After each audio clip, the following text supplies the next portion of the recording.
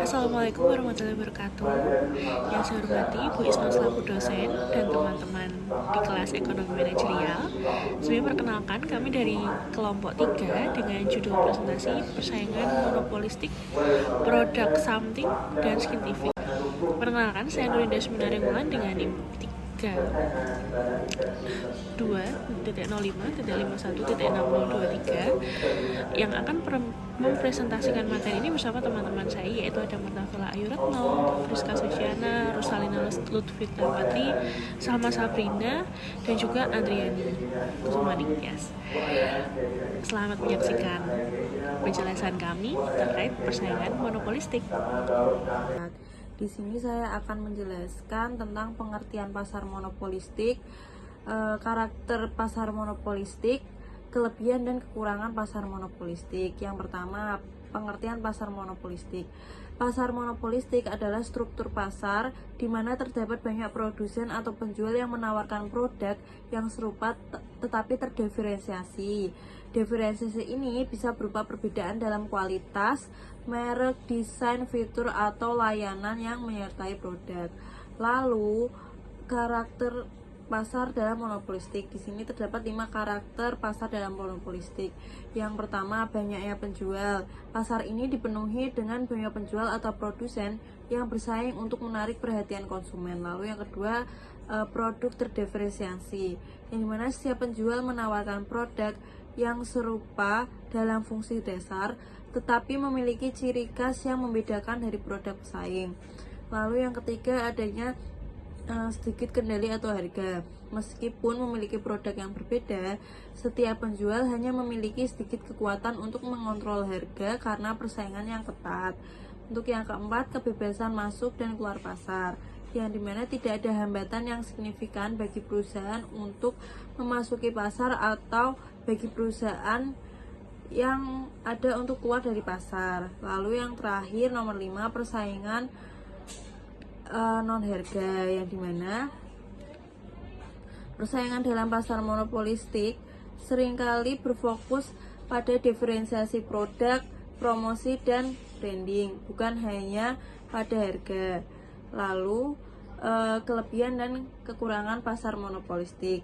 Di sini untuk kelebihan pasar monopolistik ada yang pertama, banyak pilihan produk, di mana konsumen bisa memilih produk yang sesuai dengan selera dan kemampuannya. Lalu ada inovasi, yang dimana produsen bebas keluar dan masuk pasar sehingga mereka akan terus berinovasi untuk meningkatkan produknya. Lalu yang ketiga, konsumen bebas memilih sesuai preferensi. Lalu untuk kekurangan pasar monopolistik sendiri ada 3, yaitu harga cenderung lebih tinggi atau harga lebih tinggi daripada biaya marginal, di mana dalam jangka panjang perusahaan dapat menetapkan harga di atas biaya marginal yang mengarah pada surplus konsumen yang lebih rendah. Lalu yang kedua, ada efisiensi produk rendah, di mana perusahaan mungkin tidak memproduksi pada skala efisien yang menghasilkan biaya lebih tinggi. Lalu yang terakhir, promosi berlebihan yang dapat menyebabkan overclaim atau juga pengeluaran untuk pemasaran, di mana perusahaan sering menghabiskan banyak uang untuk pemasaran dan iklan untuk membedakan produk yang dapat mengurangi keuntungan.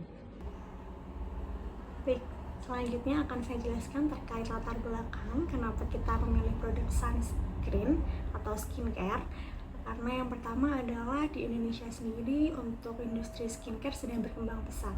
Karena hal ini didukung oleh kesadaran masyarakat akan pentingnya menjaga kesehatan kulit, terutama di area wajah. Dan kenapa kita memilih juga sunscreen, karena untuk lebih spesifik dalam produknya. Dan sunscreen sendiri ini digunakan sebagai upaya untuk perlindungan terhadap paparan sinar matahari atau sinar UV, karena biasanya kandungan dalam sunscreen ini banyak dijumpai kandungan-kandungan untuk mencegah kerusakan akan sinar UV. Dan kenapa kita memilih produknya skincare?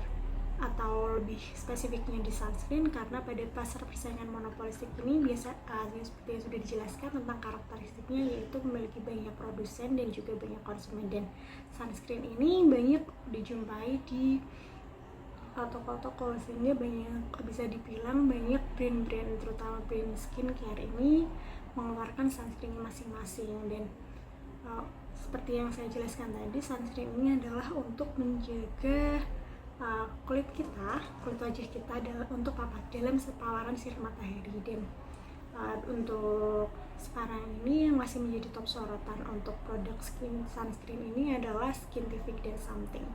Dan di next slide saya akan menjelaskan kenapa kita memilih produk sunscreen, yaitu dari Skintific dan Something. Yang pertama adalah karena kualitas produk yang tinggi.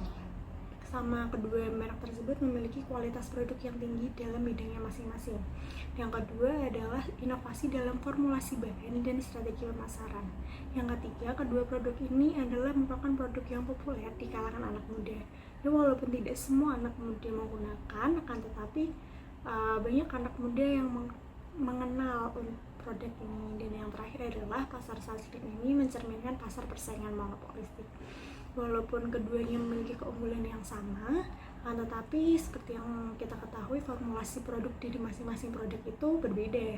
Dan ini juga merupakan suatu keunggulan dari masing-masing produk itu. Selanjutnya ada branding yang ditawarkan oleh masing-masing produk dan harga juga. Karena walaupun keduanya sama memiliki kualitas produk yang tinggi, akan tetapi dari segi branding ataupun harga tetap memiliki perbedaan, sehingga kita dapat menggali lebih dalam terkait pasar. Saya akan menjelaskan mengenai strategi pemasaran di antara Something dan Skintific. Strategi yang pertama, diferensiasi produk, di mana Something menonjolkan bahan ramah kulit, kemasan yang menarik, serta produk yang mudah digunakan. Sedangkan dari Skintific, fokus pada bahan aktif, inovasi teknologi, serta produk aman dan berbasis sains. Yang kedua, branding. Branding dari Skintific menempatkan produk sebagai pilihan dermatologis tes.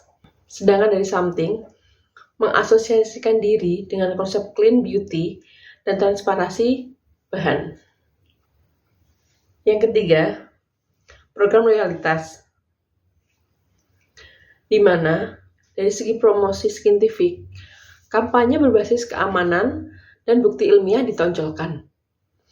Sedangkan dari Something, diskon besar-besaran di e-commerce, promosi melalui live, serta pendekatan visual. Yang keempat, mengenai penetapan harga. Dari brand Skintific, harga premium dengan fokus pada kualitas bahan.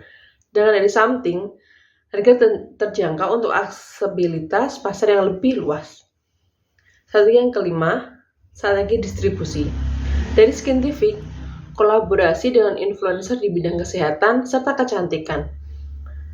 Dari brand Something, penjualan di marketplace online, serta kemitraan dengan influencer dengan gaya lifestyle. Strategi yang keenam, pengalaman pelanggan. Dari Something, populer di kalangan muda dan hasil efektif dan aman sehari-hari.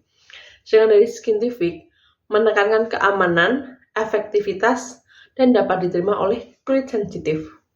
Saya akan menjelaskan tantangan dan cara menghadapi tantangan tersebut. Yang pertama itu ada persaingan ketat dengan merek lokal dan internasional.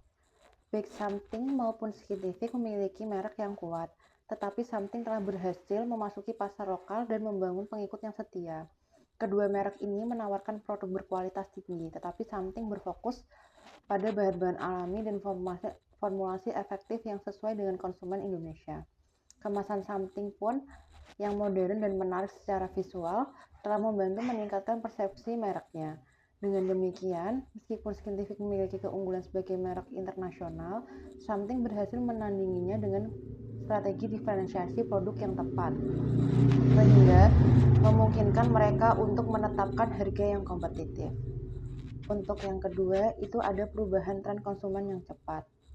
Contohnya itu ada tren clean beauty yang mengutamakan bahan-bahan alami dan minim kimia, semakin diminati. Something dan Scientific telah merespon tren ini dengan meluncurkan rangkaian produk yang mengklaim menggunakan bahan-bahan alami dan ramah lingkungan. Untuk tetap relevan, perusahaan seperti Something dan Scientific perlu terus berinovasi dan menghadirkan produk-produk baru yang sesuai dengan kebutuhan dan keinginan konsumen yang terus berubah. Ini bisa berarti mengembangkan formula baru, kemasan yang lebih ramah lingkungan, atau kampanye pemasaran yang lebih personal. Yang ketiga, ada kebutuhan inovasi berkelanjutan. Untuk tetap kompetitif, perusahaan harus melakukan inovasi dalam produk dan strategi pemasaran mereka. Misalnya dengan menciptakan serum dengan kandungan bahan aktif yang lebih tinggi atau mengembangkan sunscreen dengan tekstur yang lebih ringan. Bekerja sama dengan influencer atau seniman untuk menciptakan produk edisi terbatas yang menarik perhatian konsumen dan memungkinkan konsumen untuk menyesuaikan produk dengan kebutuhan dan preferensi kulit mereka. Untuk menghadapi tantangannya sendiri, yang pertama ada branding konsisten ya. Branding konsisten itu Scientific misalnya sering menyajikan testimoni pengguna yang nyata dan studi kasus untuk membuktikan klaim produk mereka. Hal ini membangun kepercayaan konsumen dan membuat mereka merasa produk Scientific benar-benar bekerja. Something juga tidak kalah, mereka kerap menghadirkan konten edukatif tentang skincare dan melibatkan influencer untuk mempromosikan produk. Yang kedua ada edukasi customer atau edukasi pelanggan. Baik Scientific maupun Something berinvestasi dalam edukasi pelanggan untuk membantu mereka memahami manfaat dari produk-produk mereka. Ini tidak hanya membangun kepercayaan tetapi juga membantu pelanggan membuat keputusan pembelian yang lebih baik. Yang ketiga ada inovasi produk sesuai tren. Ya seperti yang dijelaskan di slide sebelumnya ya. Untuk yang keempat, ada pemasaran digital yang efektif. Kedua merek kecantikan ini sangat jeli dalam memanfaatkan platform digital untuk menjangkau konsumen muda melalui kampanye iklan di media sosial yang menarik dan relevan. Mereka berhasil menciptakan engagement yang tinggi. Selain itu, dengan mengoptimalkan website mereka untuk search engine SEO, Something dan Scientific memastikan produk mereka mudah ditemukan oleh calon pembeli saat mencari informasi tentang skincare di mesin pencari. Kombinasi strategi ini tidak hanya meningkatkan kesadaran merek, tetapi juga mendorong konvensi penjualan secara efektif. Selanjutnya, kesimpulan. Persaingan monopolistik antara Scientific dan Something dalam industri skincare, khususnya produk sunscreen, mencerminkan dinamika pasar yang kompleks, di mana keberhasilan ditentukan oleh kemampuan dalam mendiferensiasi produk, membangun branding yang konsisten di berbagai platform, mengedukasi konsumen tentang manfaat produk, mengembangkan inovasi yang relevan dengan kebutuhan pasar, serta memanfaatkan platform digital secara efektif untuk menjangkau audiens yang lebih luas. Terima kasih.